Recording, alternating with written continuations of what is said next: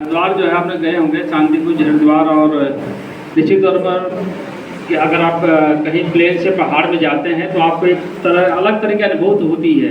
वहाँ का जो क्लाइमेट है, जो वहाँ का कल्चर है, बहुत ही निश्चित तौर पर प्रभावित करता है। और ख़ास तौर से मैं देख रहा था कि इसमें अलग अलग तरह के बच्चे हैं। कुछ बच्चे 9th के भी होंगे, कुछ माध्यमिक के भी हैं, कुछ बच्चे जो ग्रेजुएशन के भी हैं। तो बच्चों से मैं खाली एक चीज़ कहना चाहूँगा, कुछ चीज़ें हैं जो आप के टीचर पढ़ाते होंगे, बहुत सारी चीज़ें आप लोग देते भी होंगे। कुछ चीज़ें ये हैं कि ज़िंदगी में अगर कुछ बनना है तो आपको कोई ना कोई हमारा लक्ष्य तय करना होगा, एक टारगेट फिक्स करना होगा कि मेरा भाई ये टारगेट है, उस टारगेट के अनुसार हमें उसको पाना होगा। जब आप टारगेट फिक्स कर लेते हैं तो उसके लिए एक आपको साधन की भी ज़रूरत होती है। किसी भी कंपटीशन के लिए साधन की ज़रूरत होती है, और वो साधन कई तरह के हो सकते हैं। जैसे मान लीजिए अगर आप डॉक्टर इंजीनियर बनना चाहते होंगे तो निश्चित तौर पर आपको अगर डॉक्टर बनना चाहते हैं मेडिकल लाइन जाना पड़ेगा। अगर इंजीनियरिंग आईआईटी करना चाहते हैं तो निश्चित तौर पर आपको इंजीनियरिंग से जाना पड़ेगा। लेकिन अगर आप सिविल सर्विसेज कर देना चाहते हैं तो उसमें बहुत सारे साधन हैं। आपको कोई आर्ट्स का भी होगा, कोई साइंस का भी हो सकता है, कोई एग्रीकल्चर का भी होगा, कोई मेडिकल लाइन से भी हो सकता है। तो जो आपको सिविल सर्विसेज परीक्षा एग्जाम देना होता है उसके लिए अलग अलग तरह के सब्जेक्ट के माध्यम से, यानी अलग अलग रूट के माध्यम से भी उसमें अपने टारगेट को अचीव कर सकते हैं। बस इतना करना है कि जो टारगेट आपका है वो उसमें हमेशा याद रखिए, जो आपका मार्ग है, जो आप सब्जेक्ट लेकर चल रहे हैं, ध्यान रखिए उसमें आपकी पूरी पारंगतता होनी चाहिए। अगर आप उस सब्जेक्ट में टीचर के रूप में अपने आप को स्थापित कर लेते हैं तो मुझे लगता है कि सफलता मिल सकती है। ये बिल्कुल का दिमाग चलेगा तभी होगा, क्योंकि जब आप पढ़ाई करते होंगे, देखिएगा आप जब ग्रेजुएशन करते हैं, हाई स्कूल इंटरमीडिएट करते हैं और जब कंपटीशन में जाते हैं तो बहुत सारी चीज़ें डिफरेंस होती है उससे। दोनों का लेवल बहुत जमीन आसमान का अंतर होता है उसमें। और जो कंपटीशन के ये जो होती है उसमें जो बच्चों की होती है पूरी संख्या बढ़ती है। पता चला कि आप अभी अपने जनपद में होंगे, जनपद में आप टॉप करते हैं, जनपद के बाद स्टेट में जाते हैं, फिर आपको नेशनल स्तर पर आना पड़ता है। तो ये कई लक्ष्य को पाने के लिए पूरे देश से लोग उसमें पार्टिसिपेट करते हैं। तो ये आपको देखना होगा कि किस तरह से उस लक्ष्य को आप हासिल करें, वो सबसे महत्वपूर्ण है। जितने बच्चे हैं निश्चित तौर पर मुझे लगता है बहुत अच्छे इसमें बच्चे टॉपर भी होंगे, बहुत सारा उत्साह भी होगा, और हर बच्चे का कुछ ना कुछ उद्देश्य होगा। कोई जरूरी नहीं कि सब सिविल सर्विस में जाना चाह रहे हैं। किसी के मन में डॉक्टर बनने की इच्छा होगी, किसी के मन में इंजीनियर बनने की इच्छा होगी, किसी के मन में टीचर बनने की इच्छा होगी। सबके मन में अलग अलग तरह की चीज़ें होती हैं, लेकिन जिस लक्ष्य को आप पाना चाहते हैं उस पर आपको यह कि भाई जब तक थकिए नहीं, बैठिए नहीं, जब तक आप उस लक्ष्य को प्राप्त नहीं कर लेते हैं। ये सबसे महत्वपूर्ण विषय होती है। बीच में बाधाएँ भी हो सकती हैं, आएंगी, कई बार ब्रेक भी लगता है। कभी पता चला कि आप ग्रेजुएशन करने के बाद दिमाग में आदमी क्या आता है कि भाई हम जो है अपने टारगेट को पालें, या जैसे इंटरमीडिएट करने के बाद बहुत सारे लोग आईआईटी में जाना चाहते होंगे, बहुत सारे जो है मेडिकल लाइन में जाना चाहते होंगे। तो हो सकता है कि आपको एक बार में सफलता न मिले, आप फिर कोचिंग का साधन लेते हैं, पढ़ते हैं 1 साल 2 साल 3 साल भी लग सकता है। लेकिन अगर आपका लक्ष्य तय है और उस पर चलने की निरंतरता कंटिन्यूटी आपके अंदर है तो निश्चित तौर पर आप सफल होंगे। ये मन विश्वास होना चाहिए।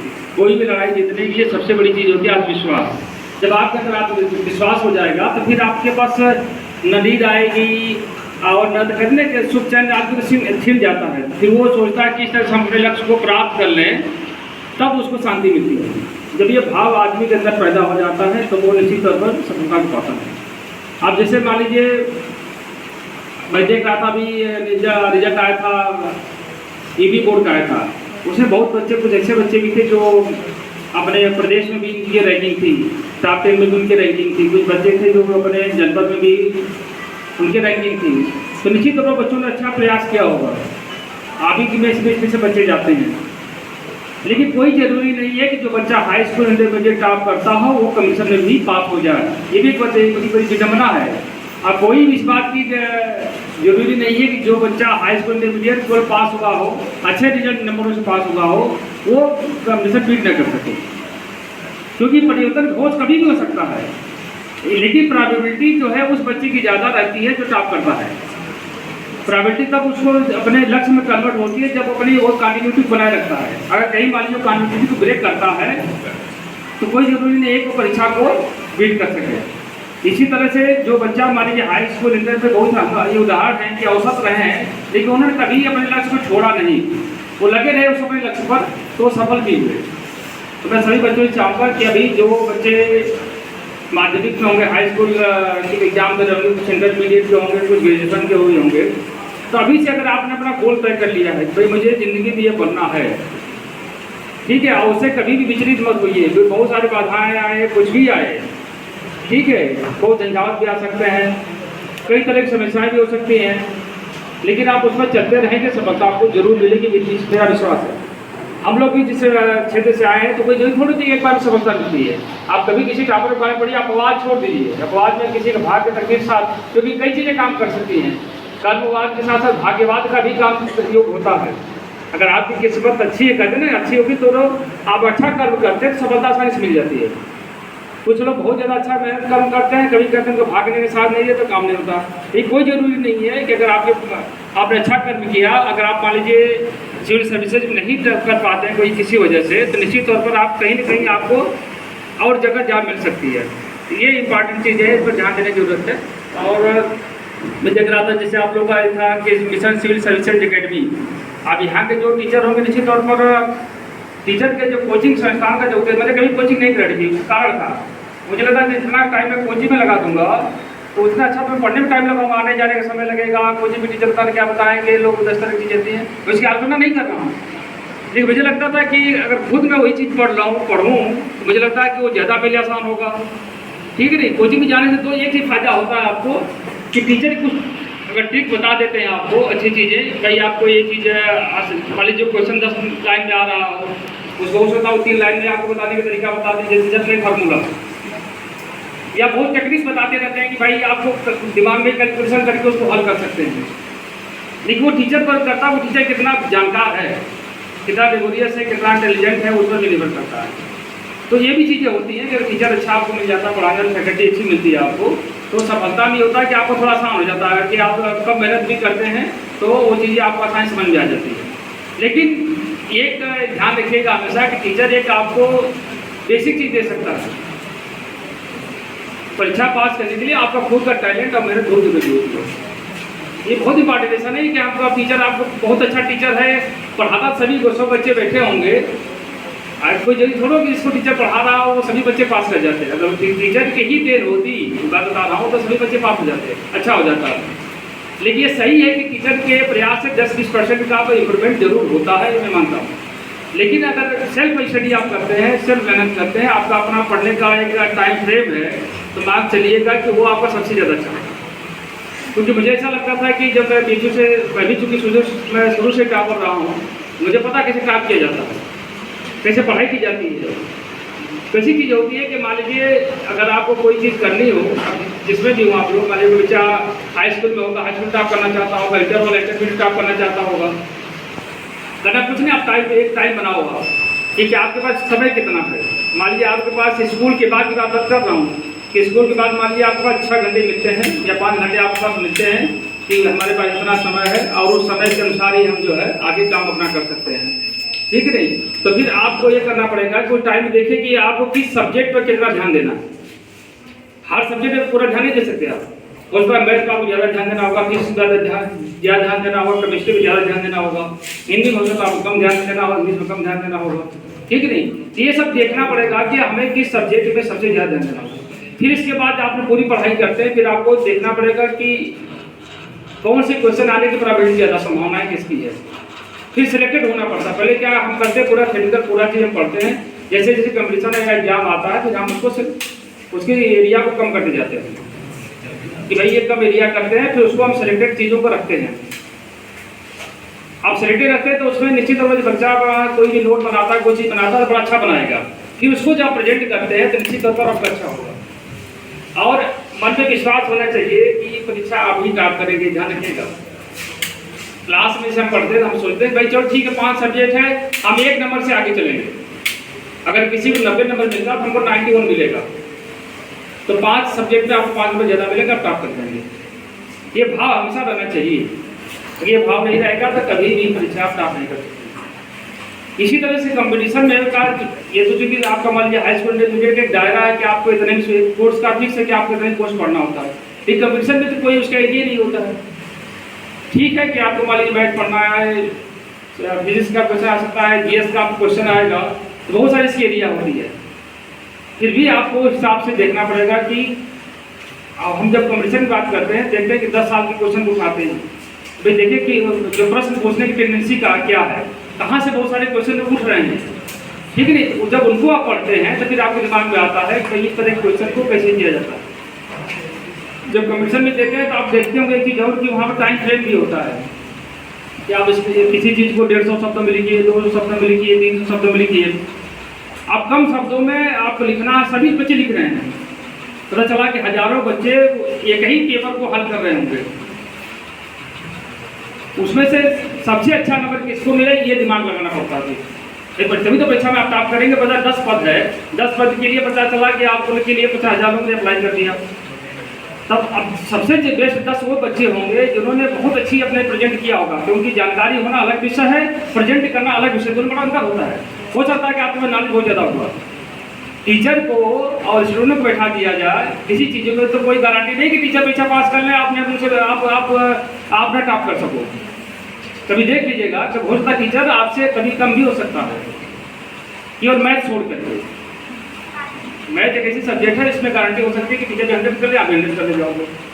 इसके अलावा बहुत सारे सब्जेक्ट होते हैं जिसमें अगर टीचर और स्टूडेंट दोनों बहुत अच्छे हैं तो ये तो प्रोबेबिलिटी है कि टीचर से अच्छा स्टूडेंट कर जाए।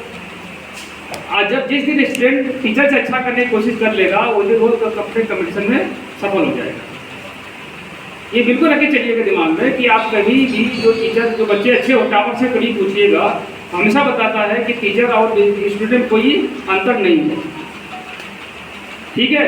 ये हो सकता है कि टीचर को सब्जेक्ट से ज़्यादा जानकारी अलग हो सकती है, लेकिन जितना सब्जेक्ट आपके लिए पढ़ाया जाता है उसमें आपकी जानकारी परफेक्ट होनी चाहिए, वो महत्वपूर्ण क्वेश्चन उसी सेंटर से आने। तो मैं चाहूँगा जितने बच्चे यहाँ पर हैं और जो टीचर खास तौर से लोग ये ध्यान रखिएगा कि जितनी अच्छी नॉलेज आपके पास है, कोशिश करिएगा कि एक क्वेश्चन को हल करने के जितने तरीके हो सकते हैं अच्छे से तरीके होते हैं कम से कम समय में, क्योंकि समय कम होता है। क्वेश्चन में आपको कभी 1.5 मिनट मिलता है, कभी 1 मिनट मिलता है, कभी आधा मिनट भी मिलता है, लेकिन पता कि नहीं पता चला कि आपने देखा होगा जब जाते हैं तो 2 घंटे के क्वेश्चन में पता चला कि आपको 200 क्वेश्चन करने हैं, 150 क्वेश्चन करने हैं, तो कभी बहुत टाइम आपको कम मिलता है। तो ये आपकी अपने IQ पर निर्भर करता है, आपके इंटेलिजेंस पर निर्भर करता है कि आप कैसे हल करते हैं। तो जो मैंने बातें बताई इसलिए बताई कि प्रैक्टिकल बताई कि मैंने किया है कि किस तरह से आपको एग्जाम पास करना है। खुद स्टडी का एक फॉर्मेट तैयार कराइए आप, जो आपका समय है उस समय को अपने सब्जेक्ट के अनुसार बांधिए, फॉलो करिए। 100% फॉलो नहीं हो सकता, लेकिन कोशिश करिए कि 80% अगर आप उसको फॉलो कर ले जाते हैं तो निश्चित तौर पर आपको अपने सब्जेक्ट की पकड़ बहुत अच्छी होगी, आपका टाइम फ्रेम होता है। बाद में जब कंपटीशन होता है तो पढ़ते रहिए। जैसे मान लीजिए एग्जाम के 1 सप्ताह पहले आपने देखा होगा ना, आप हरिद्वार गए होंगे, 2 सन्यासी टाइप की चीज़ दिखाई होगी वहाँ पर कि किस तरह साधना करते। साधना में क्या होता है कि व्यक्ति जो है 1 सप्ताह 10 दिन जितनी भी तो उसके पास क्षमता होती है वो दुनिया से आइसोलेट हो जाता है। क्वारंटाइन में आपने पढ़ा होगा जब पूरे कोरोना चल रहा था, जब जिसको कोई मालिक कोविड हो गया तो उसको क्वारंटाइन, होम क्वारंटाइन कर दिया जाता था 14 दिन के लिए। मतलब 14 दिन वो किसी से मिलना जुलना नहीं करता था।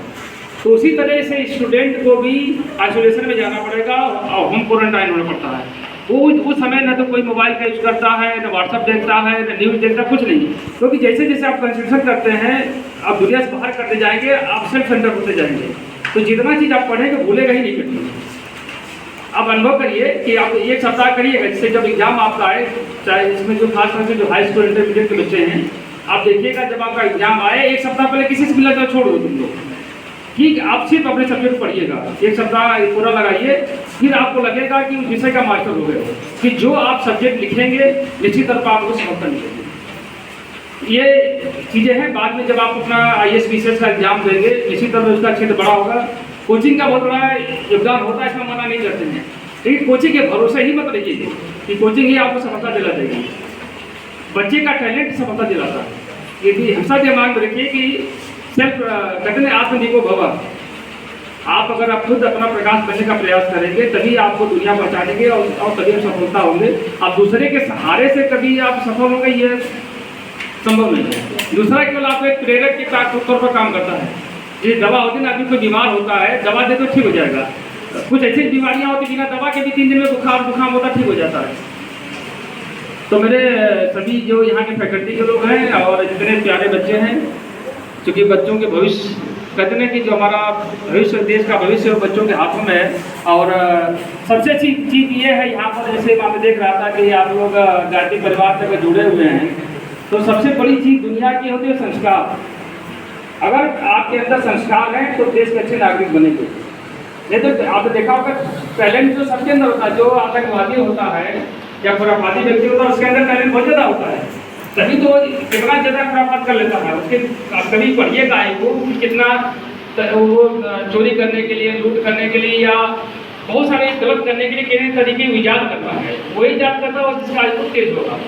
तो चूँकि उसकी जो सोच थी वो निगेटिव चीज़ों में गई है और आपको उसको पॉजिटिव में लाना है। हर व्यक्ति के अंदर दोनों चीज़ रहती है, पॉजिटिव सोच भी, निगेटिव सोच भी है, क्षमता है, लेकिन वो किधर लगाता है ये उसके विवेक के ऊपर निर्भर करता है।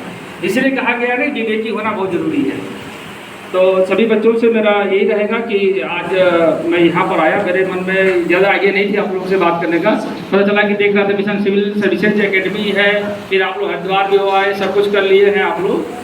मेरा उद्देश्य यही है कि जिस उद्देश्य के लिए माँ बाप ने आप लोग को यहाँ भेजा है, ये भी सोचिएगा कभी कि माँ बाप, हो सकता है कुछ बच्चों के माँ बाप मेहनत मजदूरी करके आपको पढ़ाते होंगे, क्योंकि निश्चित तौर पर वो अपना सुख शांति छोड़ करके, माता पिता जी, भाई बहन भी बहुत होंगे जो आपके सहयोगी होंगे, वो आपको चाहते हैं कि मेरा भाई, मेरा बेटा जो है अच्छा बने, क्योंकि आपके नाम होने से उनका भी नाम होगा स्वतः।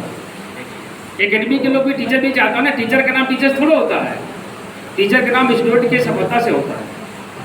किसी विद्यालय का बच्चा एक टॉप कर जाता है तो सबका नाम हो जाता है, होता कि नहीं होता है? वहाँ बहुत ज़्यादा टीचर बहुत अच्छे हो, न भी अच्छे हो सकते हैं, लेकिन अगर बच्चा एक टॉप कर जाता है तो ये माना जाता है कि भाई यहाँ की पूरी फैकल्टी बहुत अच्छी है। तो इसका श्रेय केवल मैं चाहूँगा कि बच्चों के ऊपर ही जाए, बच्चे ही देश के भविष्य की कोशिश करें आप लोग। तो मैं पुनः बहुत सारी शुभकामनाएं, बधाई देना चाहता हूँ और प्रयास करिए कि पढ़ाई के साथ साथ आप संस्कार भी बनिए, क्योंकि मानव मूल्य है व्यक्ति को महान बनाता है। तो मेरी जितने भी टीचर हैं जो आज मैं आया हूँ, मैं बहुत सारी शुभकामनाएं, बधाई देता हूँ। जय हिंद, जय भारत।